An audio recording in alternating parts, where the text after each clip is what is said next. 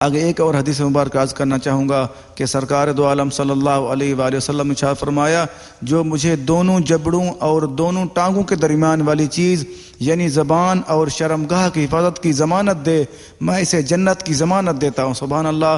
دیکھو اللہ کے نبی نے کتنی پیاری گارنٹی دی، کتنا پیارا پیغام دے دیا۔ آپ نے ارشاد فرما دیا جو مجھے دونوں جبڑوں، اس کا مطلب یہ ہے کہ جو زبان کی گارنٹی دے کہ میری زبان کہیں پہ فضول استعمال نہیں کی میں نے، یا کسی فضول گوئی پہ نہیں چلاتا میں اپنی زبان کو، گارنٹی دے۔ آگے دوسرا فرما دیا جو اپنی شرمگاہ کی گارنٹی دے، اللہ کے نبی فرمایا میں اس کو ضمانت دیتا ہوں جنت کی۔ اس کا مطلب یہ ہے کہ اگر ہم ان دو چیزوں کی حفاظت کر لیں، ان چیزوں کی گارنٹی ہو جائے تو پھر کیا ہوگا؟ پھر ہمارے لیے جنت کی گارنٹی ہے، جنت ہمارے لیے لازم ہے۔ یہ سنن ترمذی شریف کتاب الزہد باب ما جاء فی حفظ اللسان، جلد نمبر 4 صفحہ نمبر 184، حدیث نمبر 2416، اور احیاء العلوم شریف میں بھی ہے، جلد نمبر 3 صفحہ نمبر 418۔ آگے ایک اور حدیث مبارک عرض کرنا چاہوں گا کہ سرکار دو عالم صلی اللہ علیہ وآلہ وسلم نے ارشاد فرمایا، آدمی جب صبح کرتا ہے تو تمام اعضاء زبان سے کہتے ہیں کہ ہمارے بارے میں اللہ تعالیٰ سے ڈرتے رہنا، کیونکہ اگر تو سیدھی رہی تو ہم بھی درست رہیں گے، اور اگر تو ٹیڑھی ہو گئی تو ہم بھی ٹیڑھے ہو جائیں گے۔ اللہ اکبر! اس کا مطلب اس حدیث مبارکہ سے یہ ثابت ہو رہا ہے کہ اگر ہماری زبان ٹھیک ہوگی تو ہمارا پورا جسم ٹھیک ہوگا۔ اگر اللہ نہ کرے ہماری زبان درست نہیں ہوگی تو تمام اعضاء ہمارے درست کام نہیں کریں گے۔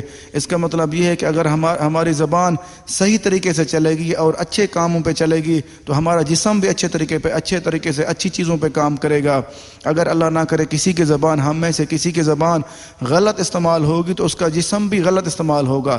دیکھو اللہ کے نبی کے فرمان کے مطابق عمل ہو۔ اللہ کے نبی کے فرمان یہ ہے کہ اللہ کیا ہوتا ہے کہ صبح اعضاء سے کہتی ہے، زبان صبح ہوتے ہوئے زبان اعضاء کو کہتی ہے، تمام جسم کے اعضاء کو، حصوں کو کہتی ہے کہ ہمارے بارے میں ڈرنا، اللہ تعالیٰ سے ڈرتے رہنا، کیونکہ اگر تو سیدھی رہے، اس کا مطلب یہ ہے کہ جسم کے سارے اعضاء کہتے ہیں زبان کو، اگر تو سیدھی رہی تو ہم سارے سیدھے رہیں گے، اگر تو ٹیڑھی ہو گئی، تیرا چلن غلط ہو گیا، ہم سارے ٹیڑھے ہو جائیں گے۔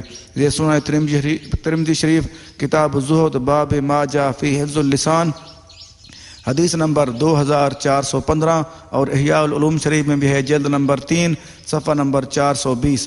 آگے ایک اور حدیث مبارک عرض کرنا چاہوں گا کہ نبی پاک صلی اللہ علیہ وآلہ وسلم نے ارشاد فرمایا، جو شخص مسلمانوں کی عزتوں کے متعلق گفتگو کرنے سے اپنی زبان کو روک لے، اللہ تعالیٰ اس کی پردہ پوشی فرمائے گا، اور جو اپنے غصے کو قابو میں رکھے اللہ تعالیٰ اسے عذاب سے بچائے گا، اور جو اللہ تعالیٰ کی بارگاہ میں عذر پیش کرے اللہ تعالیٰ اس کے عذر کو قبول فرمائے گا۔ سبحان اللہ! دیکھو ہمیں کتنا پیارا پیغام دے دیا اللہ کے نبی نے۔ ہم کیا کریں؟ صرف غور نہیں کرتے اور عمل نہیں کرتے۔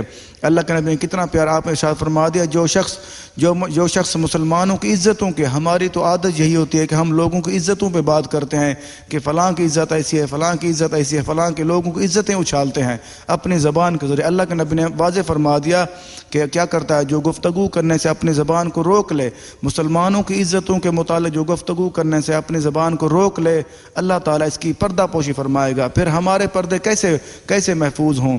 جب ہم لوگوں کی عزتوں پہ بات کرتے ہیں، اپنی زبان کھولتے ہیں، پھر ہماری عزتوں کے بارے میں ہماری پردہ پوشی، وہ ہمارے پردے ظاہر ہو جاتے ہیں، کھل جاتے ہیں۔ اگر ہم مسلمانوں کی پردہ پوشی کریں گے، مسلمانوں کی عزتوں کی پردہ پوشی کریں گے تو ہماری پردہ پوشی ہوگی۔ آگے کیا ہے؟ اور جو اپنے غصے کو قابو میں رکھے، اللہ تعالیٰ کیا کرتا ہے؟ اللہ تعالیٰ اسے عذاب سے بچائے گا۔ سبحان اللہ! اگر ہم اپنے غصے کو ہر وقت کنٹرول رکھیں گے تو اللہ تعالیٰ ہمیں عذاب سے بچا لے گا۔ اور کیا ہے آگے اور کیا فائدہ ہے؟ اور اللہ تعالیٰ کی بارگاہ میں عذر پیش کرے، اللہ تعالیٰ اس کے عذر کو قبول فرمائے گا۔ دیکھو کتنا پیارا پیغام ارشاد فرما دیا، آخر پہ ارشاد فرما دیا، جو اپنی زبان کو لوگوں کی عزتوں سے محفوظ رکھے گا اور کیا کرے گا، اور غصے کو قابو رکھے گا، تو اللہ تعالیٰ کے سامنے جب دعا مانگے گا، جب آخرت کے دن عذر پیش کرے گا، کوئی نہ کوئی بہانہ پیش کرے گا کہ میرے ساتھ یہ ہو گیا، اللہ تعالیٰ قبول فرمائے گا۔ اس کا مطلب یہ ہے کہ اللہ تعالیٰ کمی بیشیاں وہ معاف فرما دے گا۔ یہ موسوعۃ الامام ابن ابی دنیا کتاب السمت، حدیث نمبر 21، احیاء العلوم شریف میں بھی ہے، جلد نمبر 3 صفحہ نمبر 420۔